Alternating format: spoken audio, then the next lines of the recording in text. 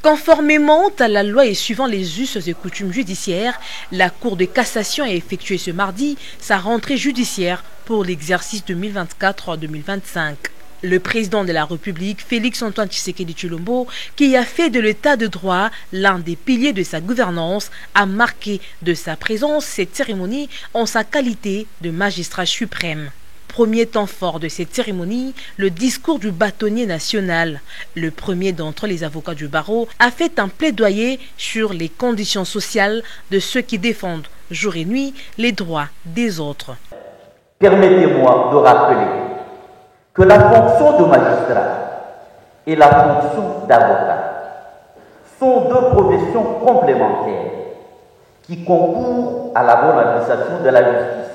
Mais ces deux professions ne constituent pas le même métier et ne s'exercent pas avec le même esprit. Tenant compte de tout ce qui précède et pour toutes ces considérations et raisons, je plaide pour la protection de l'avocat dans l'exercice de sa profession dans notre pays, mais aussi pour la maîtrise des travaux de votre cour. Je dis et je vous remercie. Dans sa mercuriale, le procureur général près la Cour de cassation a développé la problématique de la présomption d'innocence. Pour lui, ce principe concerne tout justiciable, y compris les hauts magistrats.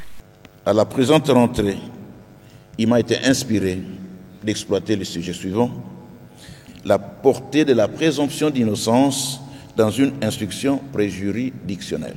L'état de droit passe par le respect d'un ensemble de règles juridiques qui encadrent l'organisation et le fonctionnement de l'État. La présomption d'innocence est avant tout un principe constitutionnel, un droit fondamental de tout citoyen, un principe cardinal de la procédure pénale dans un État de droit, et ce pour un procès juste et équitable. Quant au premier président de la Cour de cassation, M. Ndomba Kabeya Eli Léon, il a orienté son discours sur le travail des greffiers. Il a attiré l'attention du public sur tous les maillons qui forment la chaîne de l'appareil judiciaire.